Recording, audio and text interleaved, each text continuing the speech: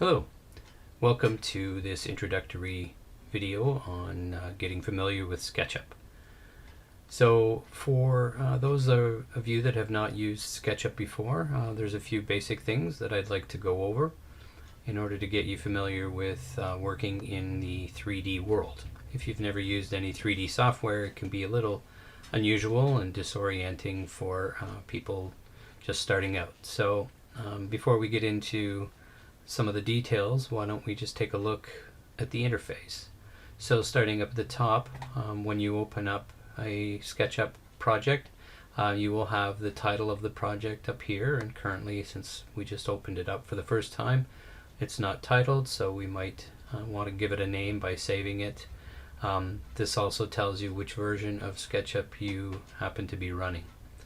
Immediately below that, we have our menus.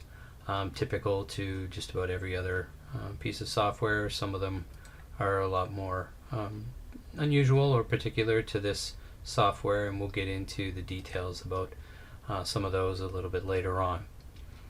Below that, we have the initial toolbar, which is called the Getting Started toolbar, and we will be using all of these tools as well as looking at how we can customize our user interface. We'll get to that in a couple of minutes.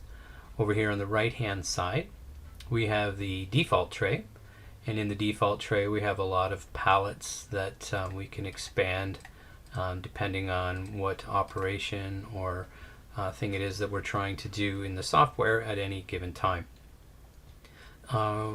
When you're first starting out with SketchUp, I recommend leaving this particular palette open because it gives you instant feedback on the tool that you select and some of the properties that you can observe or modify some of the operations depending on what the function is of the tool at that given time. So once you become a little more familiar with SketchUp and you've been using it for a while, you probably will find it easier to just hide this palette, and the easiest way to do that is just to click on the close button in the corner. In the corner immediately below our default tray, we have the feedback box, or the dimensions in this case box. This is a very important part of SketchUp. It gives you immediate information as to what you're doing. So if I were to start drawing a line, it's telling me exactly the length of the line as I'm drawing it. And I can update that information just by simply typing. I don't need to click over here, because if I come over here and try and click, it just stops the operation that I'm trying to do. So that's not actually how we use it. We just instantly start typing in the middle of an operation and put in the information that we need, or we can just click and modify it later. But I will demonstrate a little bit more information on that in the future. To the extreme left of that box, we have the information bar. So basically it tells you what you need to do in order to start doing. And again, feedback as to the functioning of what you're doing, not so much dimensions, but how to continue doing what you're doing or to complete something. That information comes there. So both of those bits of information are extremely useful. As you get modeling, you'll understand their importance a little bit later on. So in order for us to delve into our interface, there's a few things that I recommend you changing. One of them being the Getting Started toolbar. Personally, I'm not quite sure why they call it the Getting Started toolbar, because I don't find it as helpful as the large toolbar set, which has every tool visible, as opposed to having them tucked away in these drop-down menus. A lot of these are typical to the other toolbar that I'm going to introduce you to, but this is just the standard one that comes with the startup of SketchUp for the first time. So how can we set things up to be a little bit more functional. There's a couple of ways we can customize our toolbars, and one of the ways is to go up to the View menu and select Toolbars. And when we do that, we get this window that pops up that has all of the available toolbars, and you can select which ones you want turned on and which ones you want hidden at any given time.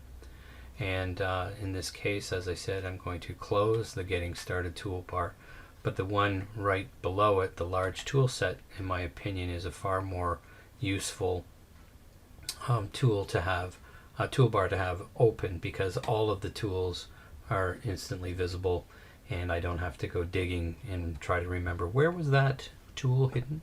Okay, so this is a good, in my opinion, this should be called the Getting Started toolbar. However, what other ones do I recommend you have open? I like to have my views, which I'll explain in a minute, but by clicking on each of these icons, it'll change our camera setting in our viewport for us to look at our objects from different angles. I also like to have the styles open, as well as shadows and the warehouse and layers. So all of these toolbars, for the majority of the time that I'm working, I like to have open. Once you've finished making your selections, and you can open up each one of these, and you'll see that most of these tools are just subsets of a lot of these ones that are already visible. So I'm going to close that now. Oh, one other thing I want to point out. Under the options, we have a choice of large icons or small icons, and once you become more familiar, just to get a little bit more space on your monitor, I recommend turning off the large icons, but for today we're going to leave them on. I also leave this on just in case I have a new one open that I'm not sure what the tool is.